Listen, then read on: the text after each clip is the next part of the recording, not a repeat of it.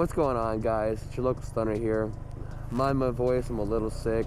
It's a little cold out, lost my voice, so I'm not really in the best state to really be doing this, but you know, it's a semi-warm day for us over here, so I wanted to get out, do some wheelies, make a little video just so I could have something.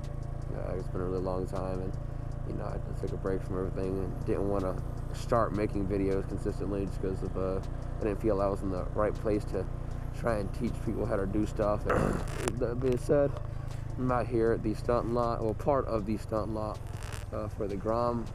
I'm out here doing some wheelies for you guys, you know, practicing for myself, getting ready.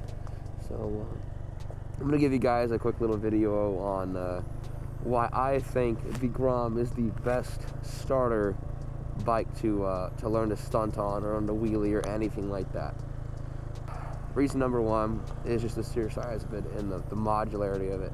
You can see here, and I put all types of stuff on it for absolutely no cost. I mean, the bars, the clutch, the sprocketing and chain setup I have cost me no more than like $100 in total, and that right there is really all I need for the bare minimum. I have things like a MKS 12R on, but that's more or less because on my other bikes I can scrape and stuff, so I didn't want to just get on this thing and not be able to do things I already like. Plus, doing stand-ups on this, you know, it'd be nice to be able to do that because I really enjoy stand-ups. But yeah, it's super easy to cause, you know, super easy to mod, and just those simple things can make the bike very easy to wheelie. With a little bit of knowledge too, a little bit of background, and you can do really good wheelies fairly easy. So like this. The bike doesn't really even have to do much. Oh, actually, I also have an idle cable, I forgot to mention that. So that kind of helps with staying at the higher RPM range for doing wheelies, so you can coast a lot easier without using clutch. You can catch an idle and do shit and do good. But yeah, very easy, very small mods can do a lot for the bike. Very, very cost efficient. Now if you want to get crazy, get a 12 bar for like $250. And then if you want to get crazier, get a handbrake, which I still have yet to do on this bike at least. And you can do a lot. The second reason I'm going to talk about, I'll get scratching this wheelie. Oh, turn, come on, lean.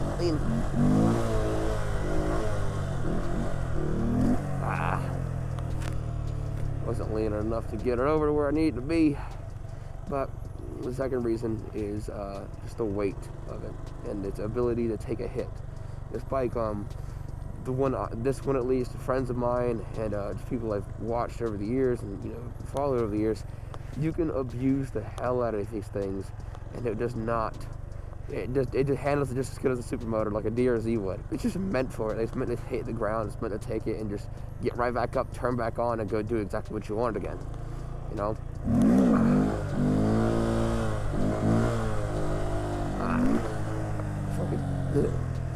My hoodie strings just jumped in my fucking helmet. That felt great.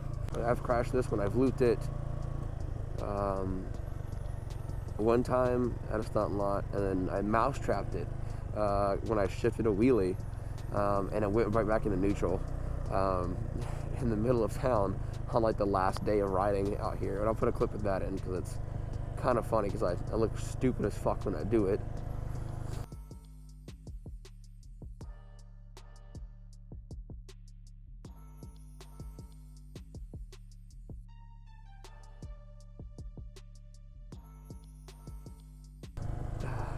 But you know, it's a hefty bike. I mean, I don't think I've had to do anything to it. I had to replace the rear sets. That's about it, because the rear sets are the easiest thing in the world to fucking break on these things.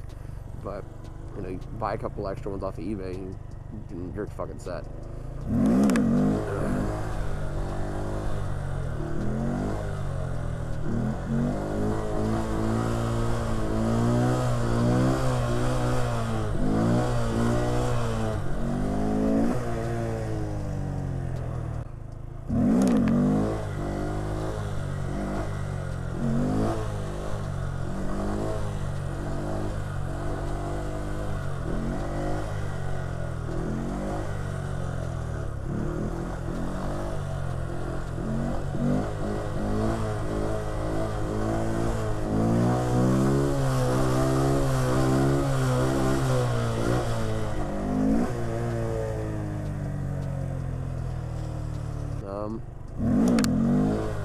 two of my main right now.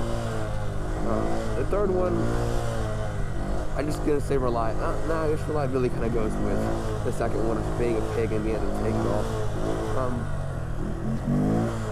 I'd say third would be its ability to translate into other bikes.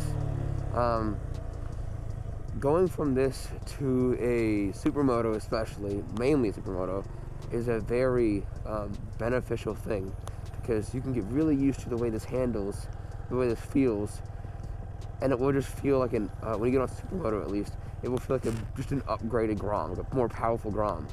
A sport bike's a little different because the power band and the way it rides, a little bit different for sure, but you can learn a lot of the basics and a lot of the stuff that you need to know, like your foot brake, without getting hurt, at least on this bike, and be good to go. Like, you can get on a bigger bike, and, once you're actually comfortable and you're good and you know what you're doing, you can get on a bigger bike and just be set. You don't have to worry about nothing at all.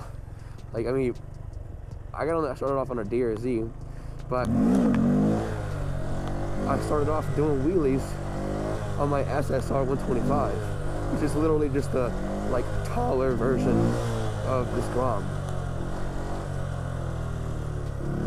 And that thing taught me a lot in the sense of just when to hit my brakes, how high I need to be, where balance really is, and things like that, because on the DRZ I was a little sketchy on it just because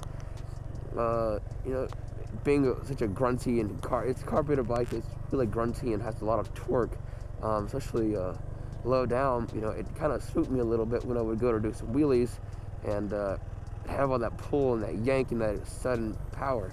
But this, it's just so even. It's just so good across the whole band that you get used to it really easy. So then you'll be able to adapt to another bike, I think, a lot faster, because you know how this is, you know how the foot brake is, you know where balance is, you know how to do what you need to do on this thing. So all you have to do is just practice on the newer bike that you're trying on, like a supermoto. And like I said, I don't want to say a sport bike really, but sport bikes, you can still learn some from these, at least the fundamentals, and you can get on something like that and do much better just because of how how good this bike is at teaching you. Because it's literally just, that's all this thing is, honestly, when I see it. It's just a good teaching bike, in the sense of just riding or doing wheelies or whatever, It's just it's a bike meant to be thrown around a little bit and to be used. And yeah, that's really all I really got for it. I'll catch you guys later though. Like, comment, subscribe, ask me if there's anything that you want to know, any questions or anything like that. And hopefully we'll be pushing out some more content as winter comes to an end. I'll be coming back home to Florida to visit some family and friends towards late February, early March. So while I'm doing that, I'm gonna get a bunch of footage, getting the DRZ from my first video all fixed up and pretty and the way it should be for the season, and we'll get plenty of footage of me at the lots there and things like that. So I'll definitely be posting that, but just be on the lookout for any more content, and thanks for watching, guys. Peace.